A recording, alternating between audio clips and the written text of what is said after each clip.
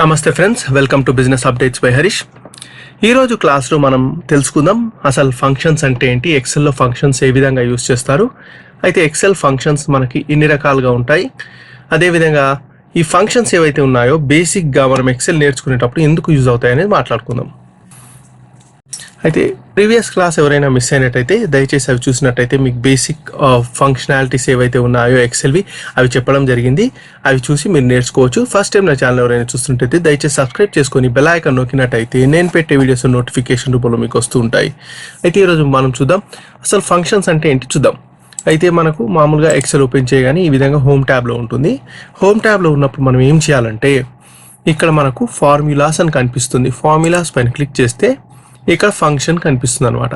అయితే ఈ ఫంక్షన్ అంటే ఏంటి, ఫస్ట్ మనం ఈ విధంగా మనం కర్సర్ ప్లేస్ చేస్తే ఇక్కడ కనిపిస్తుంది అనమాట. అయితే ఏ ఫంక్షన్ అయినా సరే మనకు ఈజ్ ఈక్వల్ టుతో స్టార్ట్ అవుతుంది.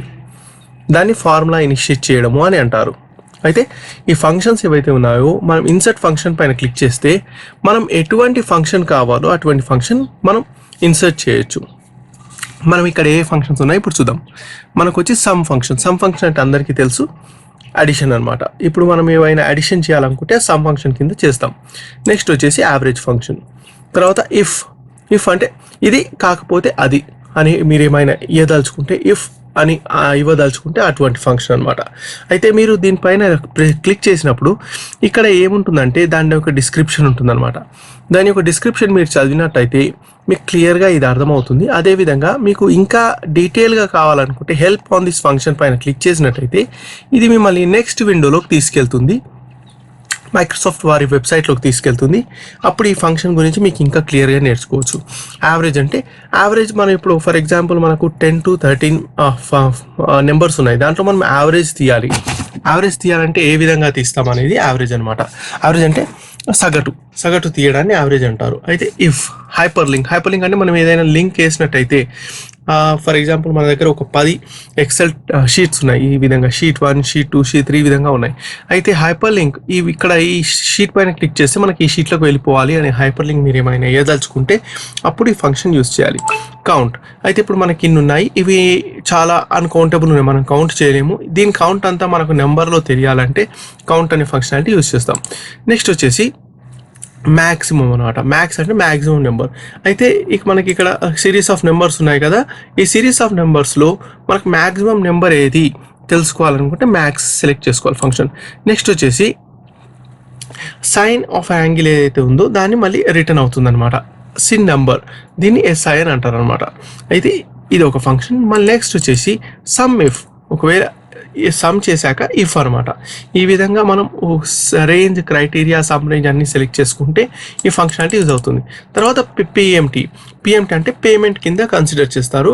ఏదైతే లోన్ కానీ మీ కాన్స్టెంట్ పేమెంట్స్ కానీ ఇంట్రెస్ట్ రేట్ కానీ ఏదైనా ఉన్నట్టయితే దానికి సంబంధించిన పేమెంట్స్ ఏవైతే ఉన్నాయో పిఎంటీ ద్వారా క్యాలిక్యులేట్ చేయొచ్చు. ఈ విధంగా ఈ ఫంక్షనాలిటీస్ ఏవైతే ఉన్నాయో STDEV ఫంక్షన్ మనకు ప్రీవియస్ ఎక్సెల్ 2007తో కంపాటబుల్ అనమాట. అయితే దీని గురించి ఇంకా డీటెయిల్గా నెక్స్ట్ సెషన్స్లో మాట్లాడుకుందాం. ఇప్పటి వరకు అయితే PMT దాకా చూద్దాం. తర్వాత STDEV గురించి కంప్లీట్ సెషన్ తీసుకుంటాను, దాంట్లో మీకు క్లియర్గా ఎక్స్ప్లెయిన్ చేస్తాను. అయితే ఇక్కడ వరకు మనం ఫంక్షన్స్ ఏవేవైతే ఉన్నాయో అవి చూడొచ్చు. అదే కాకుండా మనకి ఇక్కడ ఆటో సమ్, మనకు ఫార్ములా ట్యాబ్లో చాలా మనకు ఫార్ములాస్ ఇచ్చారు. మీరు ఏది కావాలంటే ఇది యూజ్ చేసుకోవచ్చు. ఫినాన్షియల్కి సంబంధించి మనకు అర్థమెటిక్ కానీ లాజికల్ కానీ అయితే మీకు ఎటువంటి టైప్ ఆఫ్ ఫంక్షన్ కావాలో అది మీరు సెలెక్ట్ చేసుకోవచ్చు. ఒకవేళ లాజికల్కి వెళ్ళినట్టయితే అండ్, లేకపోతే ఫాల్స్, ఇఫ్, ఎర్రర్, ఈ విధంగా చాలా ఫంక్షన్స్ ఉంటాయి. ఇన్సర్ట్ ఫంక్షన్ మీకు ఏ ఫంక్షన్ కావాలంటే ప్రీటెక్స్ట్ టెంప్లెట్స్ ఏవైతే ఉన్నాయో అవి యూజ్ చేసుకోవచ్చు. అదేవిధంగా డేట్ అండ్ టైం, మీరు ఒకవేళ డేట్ అండ్ టైం కావాలనుకుంటే ఏ విధంగా కావాలి, లుకప్ రెఫరెన్స్ ఏ విధంగా లుకప్ రిఫరెన్స్ చేసుకుంటారో అది కూడా ఉంటుంది మనకి ఇక్కడ. మ్యాథ్స్ ట్రిగర్, ఒకవేళ మ్యాథ్స్ ఫార్ములా కనుక మీరు ట్రిగర్ చేస్తే, మ్యాథ్స్ ఫార్ములా కనుక ట్రిగర్ చేద్దాం అనుకుంటే అన్ని రకాల ఫార్ములాస్ మ్యాథ్స్కి సంబంధించిన ప్రతి ఒక్క ఫార్ములా ఇక్కడ ఉంటుంది. మీరు ఇది యూజ్ చేసుకొని మీ క్యాలిక్యులేషన్స్ని ఈజీ చేసుకోవచ్చు. ఇంకా చాలా ఫంక్షన్స్ ఉంటాయి, ఇంజనీరింగ్ కానీ స్టాటిస్టికల్ కానీ. మీరు మీ ఫ్యూచర్ క్లాసెస్ ఏవైతే ఉన్నాయో అది మీరు ఫాలో అయినట్టయితే దీని గురించి కంప్లీట్గా నేర్చుకుంటారు. అయితే ఇప్పుడు వచ్చేసి మనం ఆల్రెడీ సింపుల్ సమ్ చేసేసాం. అయితే హవెవర్ మళ్ళీ ఒకసారి చేద్దాం. ఈ రేంజ్ ఏదైతే ఉందో ఈ రేంజ్ అంతా మనకి అడిషన్ టోటల్ ఎంత కావాలి. అయితే మనం ఇప్పుడు ఫంక్షన్ ఇనిషియేట్ చేస్తాం అనమాట. ఈజ్ ఈక్వల్ టు మనం ఫంక్షన్ ఇనిషియేట్ చేస్తాం. ఈజ్ ఈక్వల్ టు ఇనిషియేట్ చేశాక మనకి ఇక్కడ ఆటో సమ్ ఆప్షన్ ఉంది. దీనిపైన క్లిక్ చేస్తే మనకు సమ్ వచ్చేస్తుంది ఒకటి. నెక్స్ట్ వచ్చేసి మనం ఇదంతా క్లిక్ చేసి ఆటో సమ్ పైన క్లిక్ చేయకుండా ఎంటర్ పైన క్లిక్ చేస్తే మనకు ఏ అమౌంట్ ఉందో అదే అమౌంట్ వస్తుంది అనమాట. సమ్ అయితే రాదు. కాబట్టి మనం ఏం చేయాలంటే అంత సెలెక్ట్ చేసుకుని సమ్ రావాలంటే ఆటో సమ్ పైన క్లిక్ చేయాలి. ఆటో సమ్ పైన క్లిక్ చేస్తే ఈ విధంగా వస్తుంది. లేదు మనకు ఒక్కొక్కటి కావాలంటే ఈజ్ ఈక్వల్ టు ఇది ప్లస్ ఇది ప్లస్ ఇది ప్లస్ ఇది, ఈ విధంగా తీసుకుంటే మనకు అంత క్యాలిక్యులేషన్కి చాలా టైం పడుతుంది. కాబట్టి ఫంక్షనాలిటీ ఏదైతే ఉందో మనం అది యూజ్ చేసుకోవడం ఉత్తమం అన్నమాట. ఇదే విధంగా మనం ఇక్కడ చూసుకున్నట్టయితే ఇదంతా సెలెక్ట్ చేసుకొని ఆటోసమ్ చేద్దాం. రేంజ్ ఫస్ట్ సెలెక్ట్ చేసుకుందాం. ఏ రేంజ్ నుంచి ఏ రేంజ్ వరకు ఆటోసమ్ కావాలి. ఆటోసమ్ పైన క్లిక్ చేస్తే ఆటోసమ్ వచ్చేస్తుంది. అయితే సేమ్ దీన్నే మళ్ళీ డ్రాగ్ డ్రాప్ చేద్దాం. ఫార్ములా అంతా డ్రాగ్ డ్రాప్ అయిపోయింది. మనకు అమౌంట్ అనేది వచ్చేసింది అనమాట.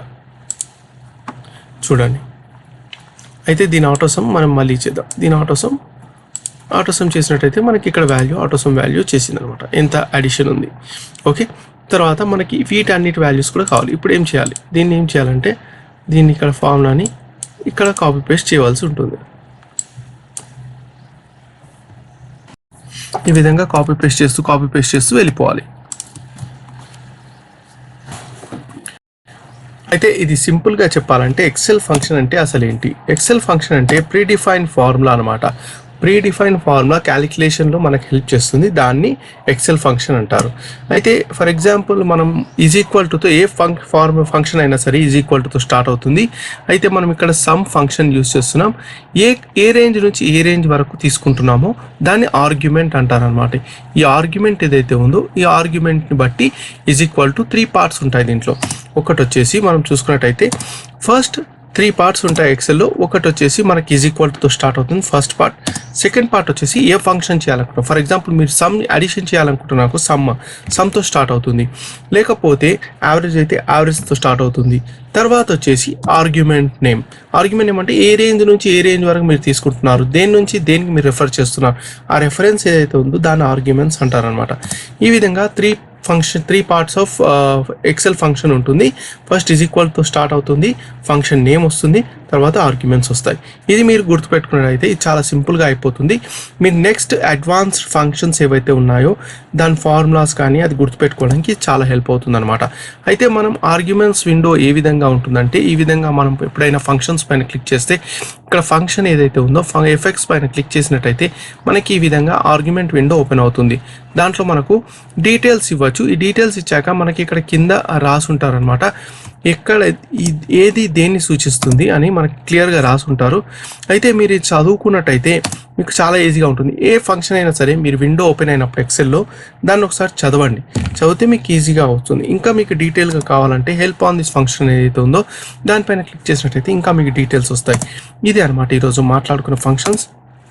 అయితే ఫంక్షన్స్ అన్ని మీరు చూడాలనుకుంటే మనం ఈ విధంగా ఎక్సెల్లో పైన ఫార్ములాస్ ట్యాబ్ పైనకి వెళ్ళి చూసినట్టయితే ఇక్కడ కనిపించే ఫంక్షన్స్ అన్ని ఎక్సెల్కి సంబంధించిన ప్రీడిఫైన్డ్ ఫంక్షన్స్ అనమాట. మీకు ఏది కావాలంటే అది యూజ్ చేసుకొని మీరు ఫార్ములాస్ కానీ ఏదైనా కానీ క్యాలిక్యులేషన్ ఈజీగా చేయొచ్చు. అయితే ఈ వీడియో మీకు నచ్చిందని అనుకుంటున్నాను. ఏమైనా క్వశ్చన్స్ ఉంటే కమెంట్ రూపంలో వీడియో కింద అడగండి. లేకపోతే ఇన్స్టాగ్రామ్లో కానీ ఫేస్బుక్లో కానీ మెసేజ్ చేయండి, నేను ఆన్సర్ చేయడానికి ట్రై చేస్తాను. అయితే మీరు ఇది ప్రాక్టీస్ చేస్తేనే వస్తుంది, ప్రాక్టీస్ చేయకపోతే రాదు. కాబట్టి మీరు ఎక్సెల్ అనేది ఎంత ప్రాక్టీస్ చేస్తే మీకు అంత ఎఫిషియెంట్గా అవుతారు ఎక్సెల్. అయితే నా ఛానల్ తప్పకుండా సబ్స్క్రైబ్ చేయండి. నెక్స్ట్ పార్ట్లో మనం ఇంకా డీటెయిల్గా ఫార్ములాస్ ఏ విధంగా యూజ్ చేయాలో చూద్దాం. Thank you very much for watching.